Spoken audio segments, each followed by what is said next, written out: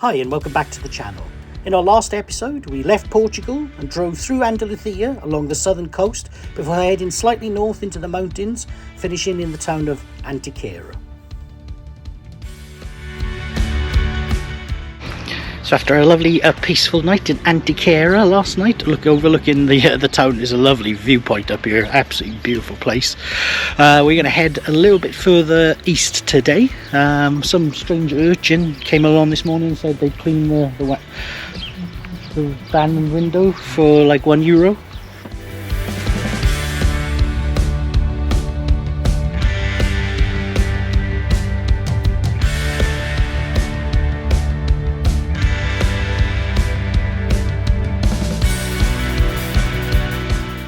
So another free stopover tonight in Ugiha, we think. Had a nice drive. I haven't done much this afternoon, basically a lazy afternoon. Had a bit of a siesta actually. I haven't done that much, but it's warm here today. This part of Spain's got like a really interesting history because after you hear a lot about the reconquest of Spain as you go through there, which is like the Christian reconquest, and where the Moors were pushed out of Spain. And this area around us now is where the sort of last bastion of the Moorish sort of communities was. It was kind of taken in exchange for some of the other lands that they'd given up. So a lot of the architecture here is quite Moorish. A lot of the place names are as well.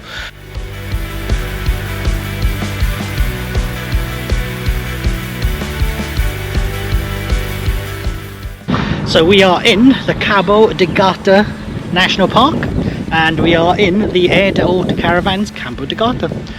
Yeah, we've had stopped really just for a couple of chill out days, if I'm honest. Steph's feeling a bit run down.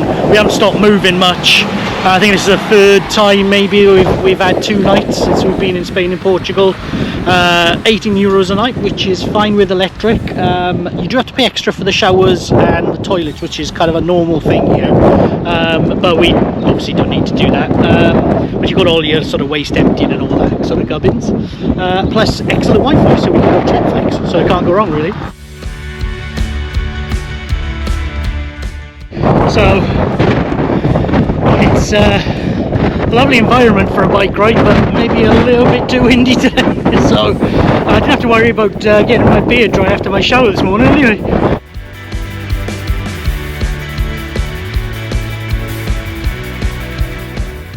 So after a couple of nights here at Cabo de Gata, which is lovely, windy but lovely, we are moving a bit further across now. We're actually weirdly going to visit family today, so we're about as far as we can get from home. But Steph's family live locally, but it's a lovely drive to get there through the national park as well.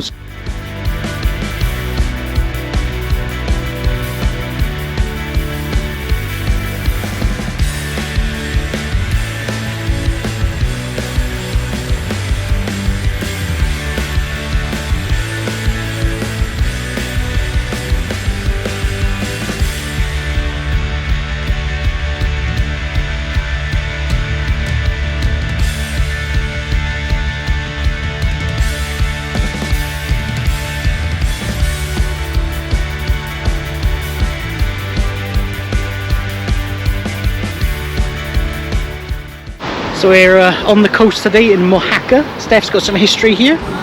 Her uncle lives here now. Her gran used to live here as well, so she's been here as a child. Been a bit taken aback really, like the mountain, the Pueblo. Yeah. Mojacar Pueblo is beautiful. Mojacar Playa, which is where we're at the moment, is a little bit more touristy. The actual hilltop town was absolutely beautiful, so we're just going to pop now to a Belgian beer bar for a swift drink before cycling back to Steph's uncle's house.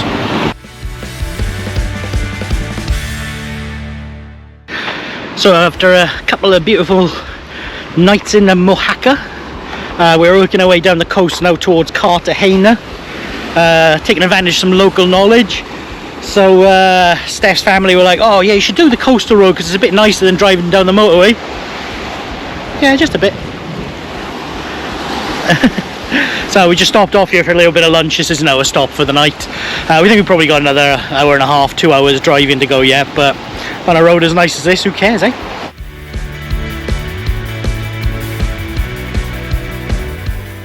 So yeah, after visiting Mojacar, we followed the advice of Steph's aunt, uncle and cousin and took the coastal road down this way, and it's been beautiful. So and tons of free parking as well, so there's loads of places where vans are just pulled over. Clearly it's tolerated this way. Far less restrictions it seems to be in place around things like parking up.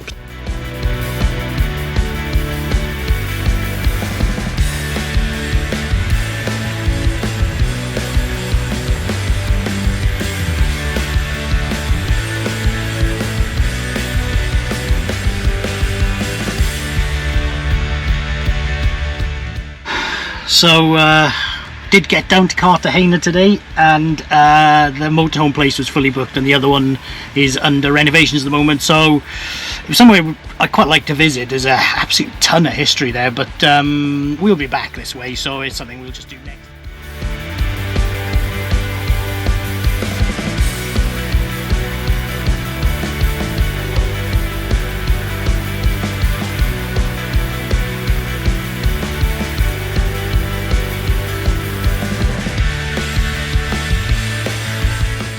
So it's nice and cool. We went out cycling this morning, but the clouds are cleared and it's bloody boiling again. So it was up to about 33-34 degrees yesterday afternoon, so we were cooking just a little bit in the van. So thank God there's free showers here. Murcia, interesting little place. City's a city, so in a lot of ways it was very much like walking around anywhere on a Saturday afternoon. And then sort of bizarrely and out of the blue,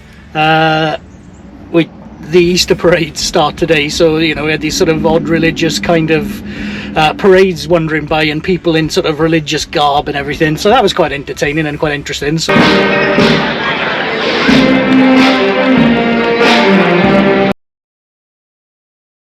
yeah, so anyway, yesterday the situation got so dire with the heat that Chile had to have a cold bath, and that is like she's panting now. Yeah, it's unheard of. So yeah, Chills, you going for a swim, kid?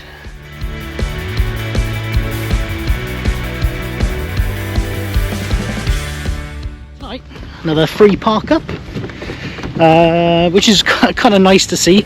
Oh, we've struggled a little bit, so we haven't done that well in Murcia really. We were going to go to Cartagena and there wasn't space for us in the motorhome place. We were going to go to Valencia. We really struggled. The only sort of logical place to stop was a minimum of 2 nights and it wasn't that cheap. I mean, let's say we are coming back this way, so like nothing, you know, we miss out this time is sort of catastrophic, but yeah, it just does feel like we've gone through a little bit quickly, doesn't it? We were on the wine route today. Of course all the wineries were closed because it was Sunday. It's like somebody's trying to tell us something.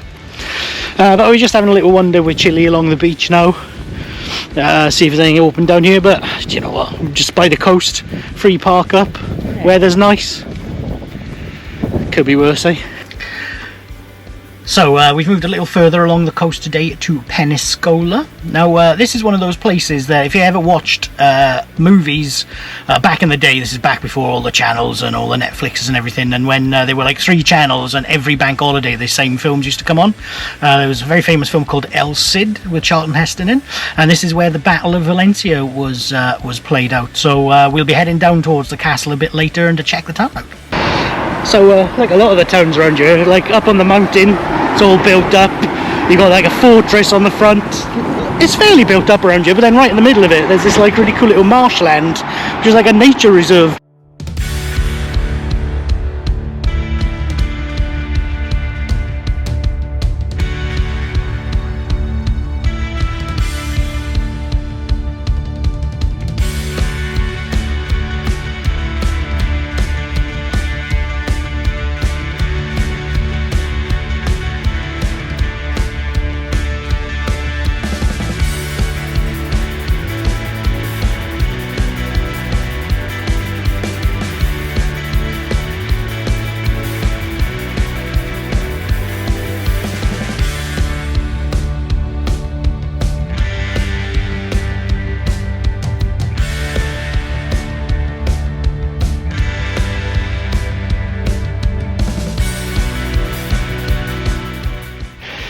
Yes, it's a place with an interesting history. There's a Templar fortress, so we got those guys popping back up again.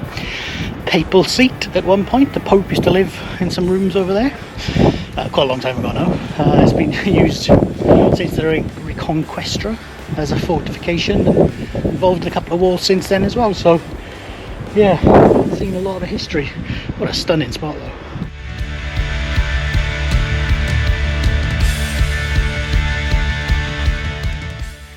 So after Paella and Peniscola, we've moved a little bit further down the coast today, and we are in the Delta de Ebra.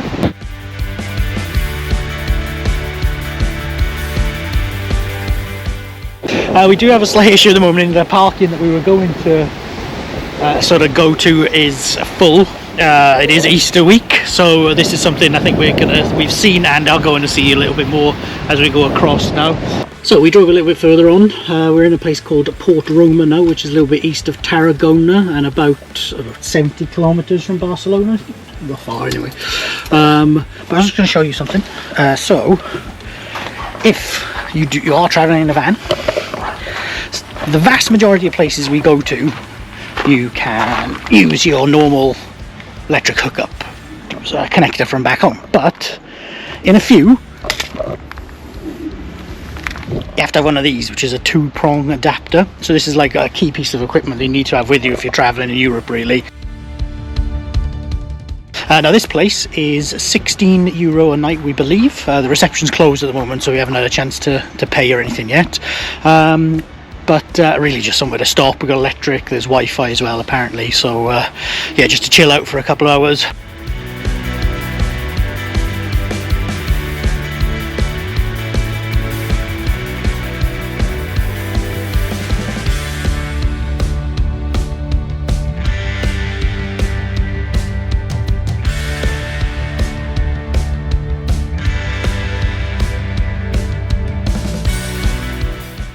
So another day, another Spanish town, another free park up, which is great, with some facilities here as well. This is in near the little town of Olot. We didn't go to Barcelona today. I think if you I'm in an iron about doing something for like 3 or 4 days and you still can't make your mind up if it's worth the hassle, it's probably not worth the hassle. So it was really busy. It's the day before bank holiday weekend. It's Good Friday tomorrow.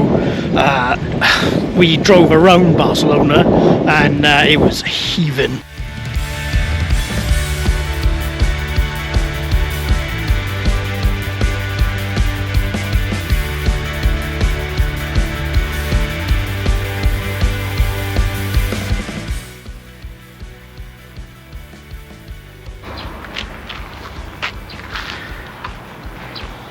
So another free park up tonight in Villa Bertran. So we're just outside Figueres. I don't know if that's how you say that. Let's hope so. Let's pretend it is, and we'll carry on in that vein.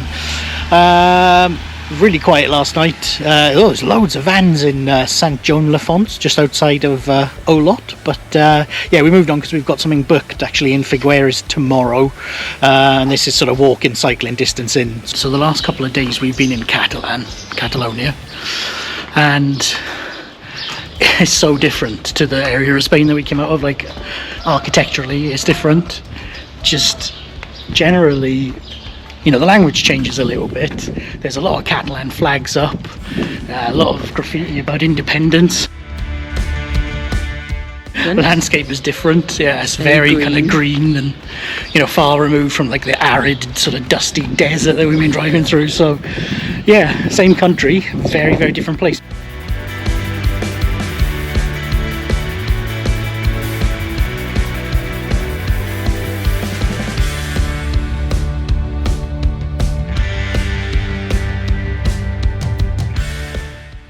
So having visited Figueres now, it's impossible to separate it from one of its most famous residents, Salvador Dali. And the Teatro Museo is one of the most popular tourist attractions in all of Spain.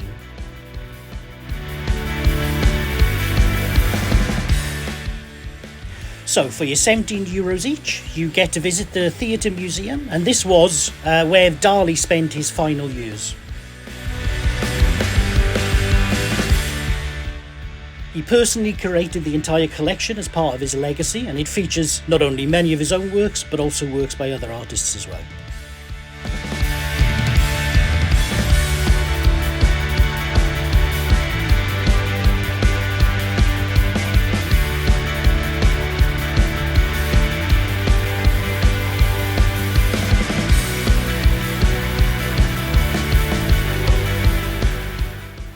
As if all that art wasn't enough by itself, then deep in the bowels of the theatre you'll also find the man himself, well, his crypt anyway, turning the entire place into a sort of Dali shrine.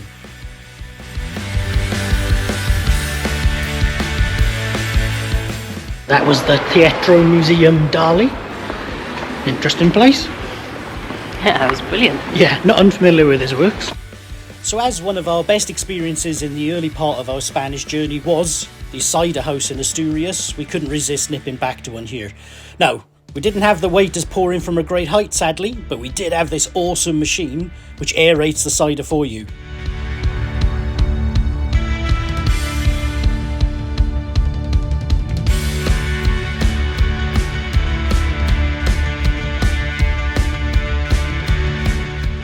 So our first night back in France was spent in Saint-Eulalie-de-Cernon, I hope.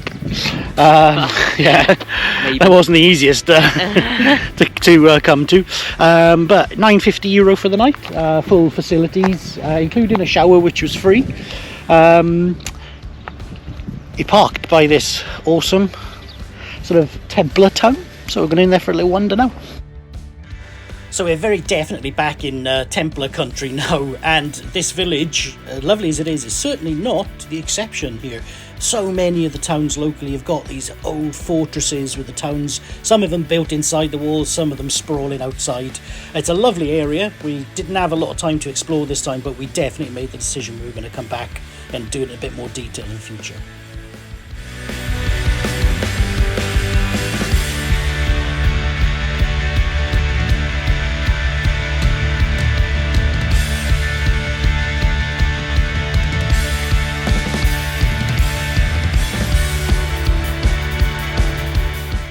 So an awesome little place and a great find by the navigator.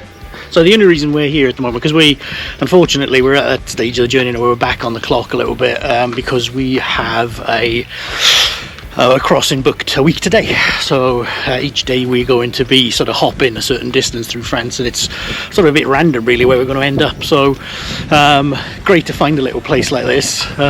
Great value as well for the air, but lovely place to have a walk around as well.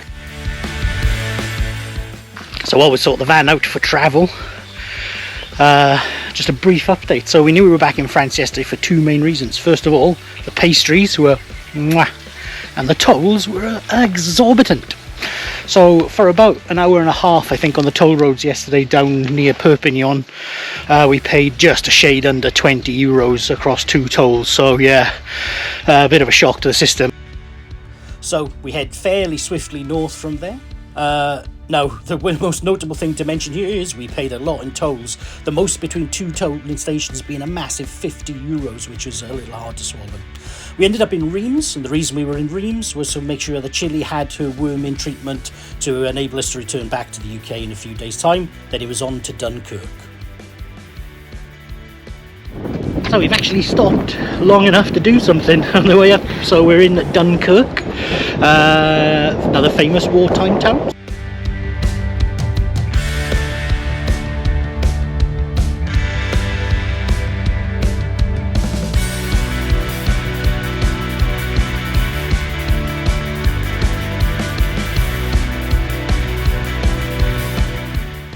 So we've just been to the Operation Dynamo Dunkirk 1940 Museum. €7.50 to get in.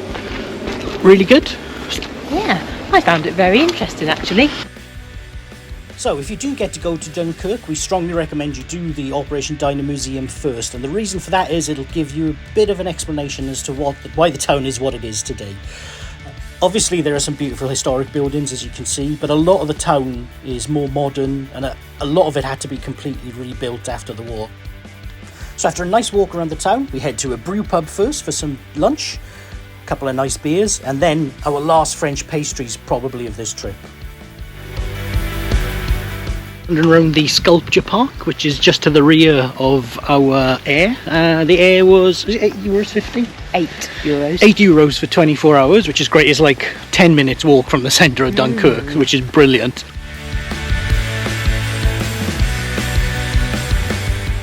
But we're going to have a wander down to the beach as well now. But it's been really nice visiting here. I didn't really have any expectations. It's close to Calais, which is one of the reasons I want to come here, and also famous because of the evacuation in World War II. But yeah, really nice sort of place, really nice vibe, lots of nice places to eat and drink. So, heading to the beach, it feels like we've come full circle in more ways than one, because just like Normandy, Dunkirk Beach, which saw so much horror really during the war, is now a place where people spend time with their families, eating, drinking and enjoying the sunshine. So here, just a few miles from Calais, it really is full circle, and the end of this particular journey. Spain and Portugal for me blew me away. France is somewhere I visited before, and I've got a real itch to go back and explore the areas we didn't get around this time. But thank you very much for watching. Hope you've enjoyed. Please make sure you like the videos if you have, subscribe to the channels if you haven't already done so, and comment if there's any suggestions that you'd like to make for future videos.